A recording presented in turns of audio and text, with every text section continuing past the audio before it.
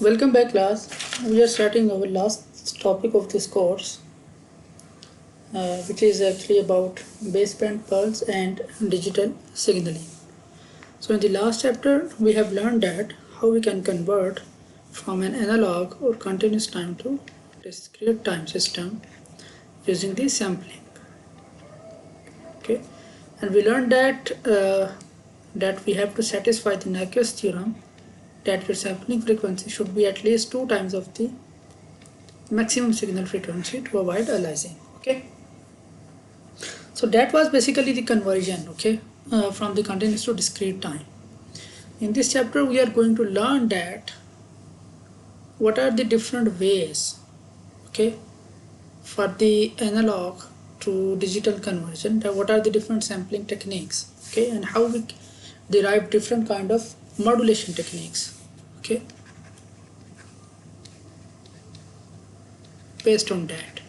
Okay, so we will be learn about pulse amplitude modulation, okay, like we have the analog amplitude modulation. Okay, so similarly we have pulse amplitude modulation.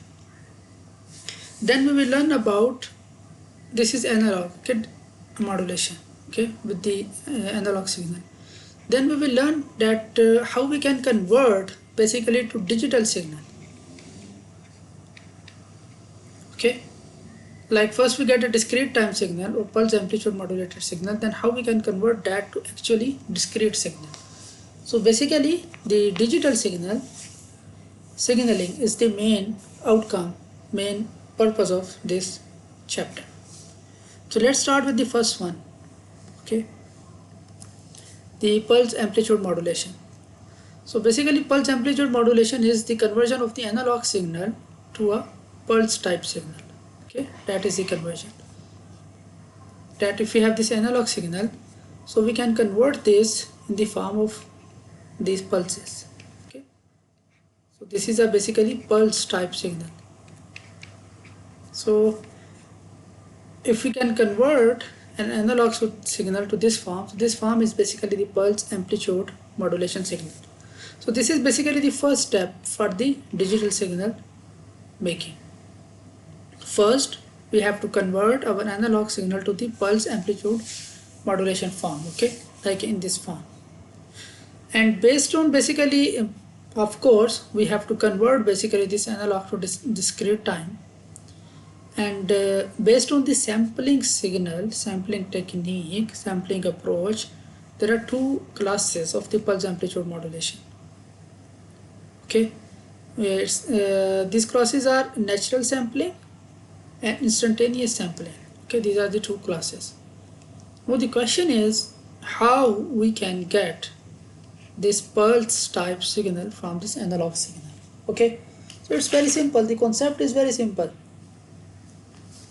If you guys remember, in the earlier chapter we have learned that if you have a continuous time signal, okay, for example this is my continuous time signal, so I will multiply with the pulse train. Okay, so that was basically instantaneous sampling, that we multiply with the pulse train and we get the discrete time signal, okay, like this, okay, like that. Okay, now what we have to do here to get the pulse type signal, guys, very important point, what we have to do, we have to basically use a pulse train here. Okay, lastly we use impulse, now we have to use basically a pulse train. Okay, or in other words simplified, okay, we will be using a basically a rectangular signal, okay, which has a pulse width of p, okay, and sorry, the pulse width of tau, okay, it has a pulse width of tau. Okay, now this rectangular signal will be multiplied with this one, so we will get one pulse like here. So to get the next one we need the basically rectangular signal train now, okay, which will be actually shifted by a time period of ts, sampling time period. Okay, so like in the earlier chapter we have the impulse train. Okay, so here we will have the rectangular signal, so which you guys know that rectangular signal is written as t over tau, okay, with the pulse width is tau. Okay, so then we have shifted versions. okay, T minus KTS and the train. Okay, so that is basically my impulse sampling signal here. So when this analog signal is multiplied with this pulse train, so the output, the net output will be basically in the form of the pulses, like that. Okay, so that will be basically my pulse amplitude modulated signal. Okay, and there is a factor which we call this, so that was basically the sampling period, okay, or we can get the sampling frequency. So sampling frequency must be 2 times of the maximum signal frequency to ensure that there is no aliasing, there is no distortion. There is another very important term which we call duty cycle. So duty cycle is basically the ratio of the pulse width tau divided by the sampling time, okay, or tau times fs, that is the duty cycle. Okay, so this is what is happening in mathematical form, okay, to get the pulse amplitude modulated signal. Okay, and if you talk about in the frequency domain, so guys, what will be happening, like if you have a rectangular signal in time domain, if you take its Fourier transform, so we will get a sinc signal, right? So basically if you take this is our sampling signal, if you take its Fourier transform, what will happen, we will get the shifted sincs. Okay, we will get the shifted sinc with the original function at the shifted values. Okay, the multiplier is the duty cycle. Okay, so this is just the mathematical form of the spectrum. Okay, so this is one example. So this is your original signal.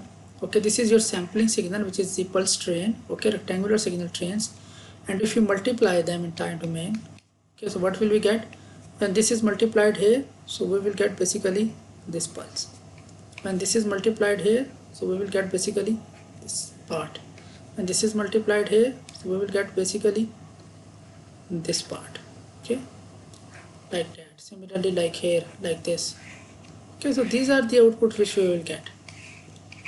Okay, so this is my pulse amplitude modulated signal with the natural sampling, okay, or gating sampling.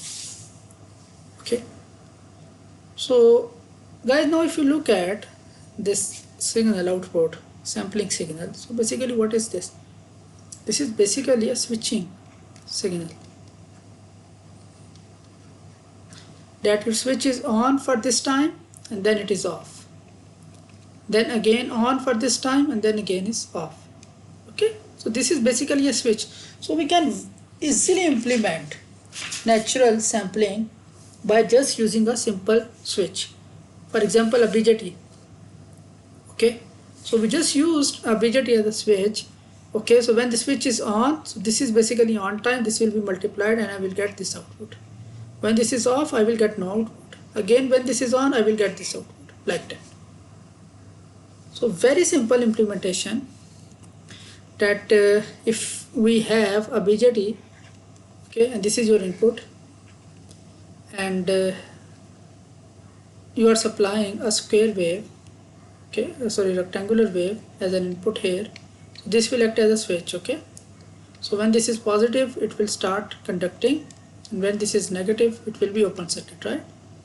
So basically, and if we record the output at this side, so we will get the naturally sampled pulse amplitude modulated signal. Okay, so just a simple switch, okay, which is basically controlled by a clock signal, okay, like that. So when this is positive, switch is closed, we get the output, negative, we get no output. Okay, like that, simple. So this is the simple implementation of the natural sampling. The second type of the pulse amplitude modulated signal is the flat type. So guys, this is the natural sampling. So as I was telling you that this is your pulse which multiplied this signal, so we will get this signal, guys. Okay, so if you notice here, basically the pulse is not flat. Okay, the pulse amplitude modulated, the amplitude of the actual pulse, individual pulse, is not flat. Okay, for example here, okay, like this is decreasing here, decreasing here, decreasing here. Okay, in the flat type pulse amplitude modulated signal, what will happen, basically when this is multiplied with this, we will get the flat amplitude. Okay, like here we will have the, for each individual pulse it will have the flat amplitude. Okay, like that. So that is called flat amplitude modulated. Okay, so we achieved in the similar way. Okay, so before going into the the flat type pulse amplitude modulated, okay, so this would be our spectrum in terms of the sinks. Okay, and if you want to reconstruct your original signal, so what is the rule? We will be using a low pass filter here. So if we use a low pass filter here, we will get actually our original signal. Okay, that is the simple rule. Okay, same process as we learned earlier on.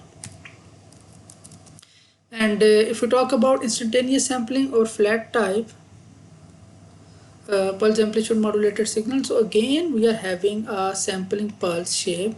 Okay, and that is basically the pulse shape. Again, this is basically a rectangular. Okay, but we are actually convolving now in time domain. It's not the simple multiplication. Okay, like if you use a switch, that is basically simple multiplication, but now your original signal, it will be basically convolved with this one. Okay, and the convolution basically we can do using the sample and hold circuit. Okay, using sample and hold circuit. Okay, and if you do that, finally what will happen, we will get the flat amplitudes. Okay, like here. Okay, we will get the flat one here, like that. So this is your natural pulse amplitude modulated, and this is your flat type pulse amplitude modulated. So here each pulse have different amplitude at a fixed sample instant. For example, this pulse, it has a different amplitude. For example, here at this it has a different amplitude, here it has a different amplitude. Okay, here it has a different amplitude, here it has a different amplitude. But if we compare here, for the same instant the amplitude is constant. For this instant amplitude is constant. For this instant amplitude is constant. So this is the basic difference between the flat type and the natural pulse amplitude modulation signals. Okay, so by using this, okay, we can actually convert this signal to the digital form, digital signal. Okay, and we will learn about this further conversion and the relevant example in the live session. Thank you very much for your time.